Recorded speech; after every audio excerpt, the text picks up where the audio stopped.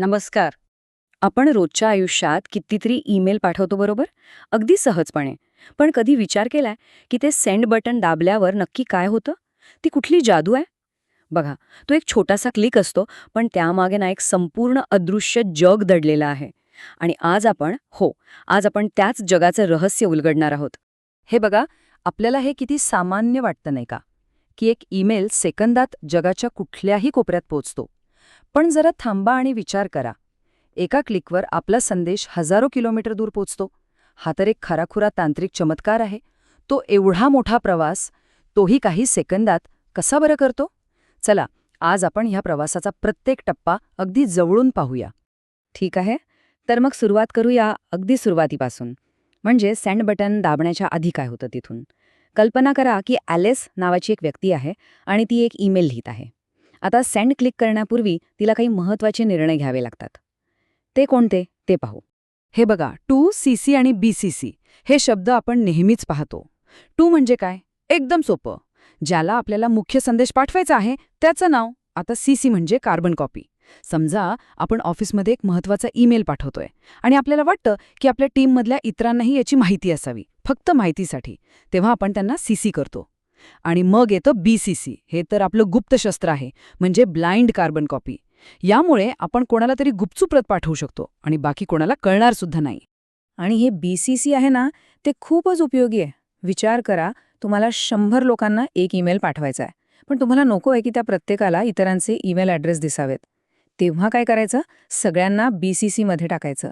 किंवा समजा एका महत्त्वाच्या चर्चेत तुम्हाला तुमच्या मॅनेजरला पण लूपमध्ये ठेवायचं आहे, पण गुपचूप, तेव्हाही BCC कामी येतं. सगळ्यात महत्त्वाचं म्हणजे हे गोपनीयतेचं रक्षण करतं आणि त्या रिप्लाय ऑलच्या त्रासापासून वाचवतं. चला, आता खरी गंमत सुरू होते. ॲलिसने ईमेल लिहिलाय, टू सीसी बीसीसी सगळं ठरवलंय. आणि आता तिने सेंड बटन दाबलं. आणि याच क्षणी एका अविश्वसनीय, पूर्णपणे ऑटोमॅटिक प्रवासाला इंटरनेटवर सुरुवात होते. पाहूया तरी हा प्रवास कसा होतो. तर हा आहे आपल्या ईमेलच्या प्रवासाचा एक प्रकारचा नकाशा. इथे बघा, ॲलिसचा ईमेल थेट बॉबच्या कम्प्युटरवर पोचत नाहीये. नाही, उलट तो अनेक डिजिटल चेकपॉइंट्समधून म्हणजे सर्व्हर्समधून जातोय. चला तर या नकाशाच्या मदतीने हा प्रवास आपण टप्प्याटप्प्याने उलगडून पाहूया. या प्रवासाला समजायला ना, आपण पोस्ट ऑफिसचं उदाहरण घेऊ.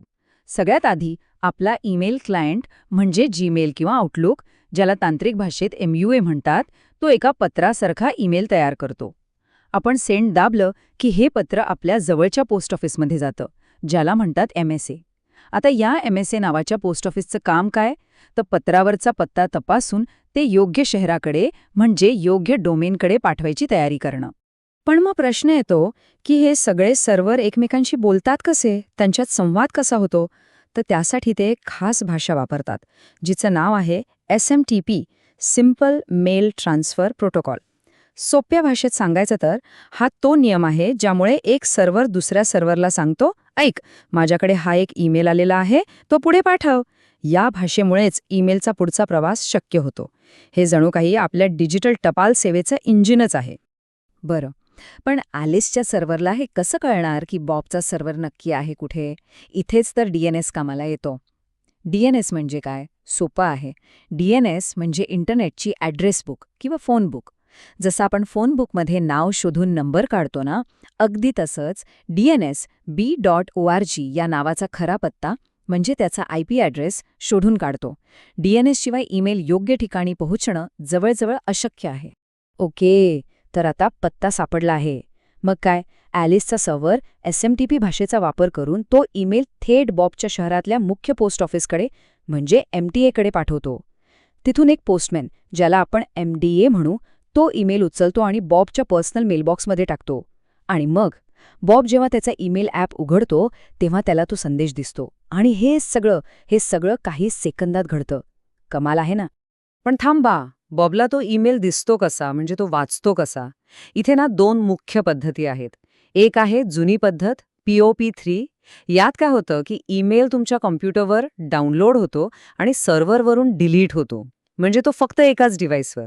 पण आजकाल आपण जी पद्धत वापरतो ती आहे IMAP. ही खूपच स्मार्ट आहे.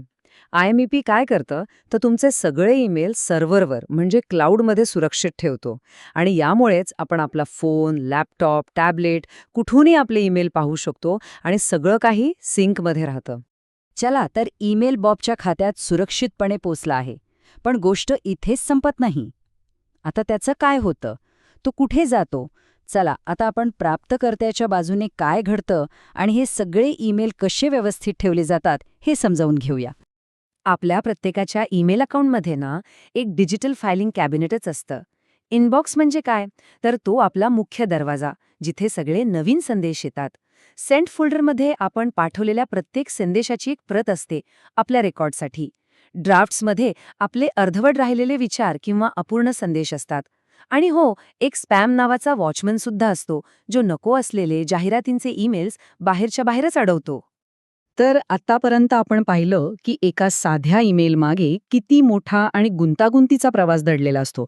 आता या सगळ्या प्रवासाचा आपण सारांश काढूया आणि या अदृश्य प्रणालीचं महत्त्व समजावून घेऊया.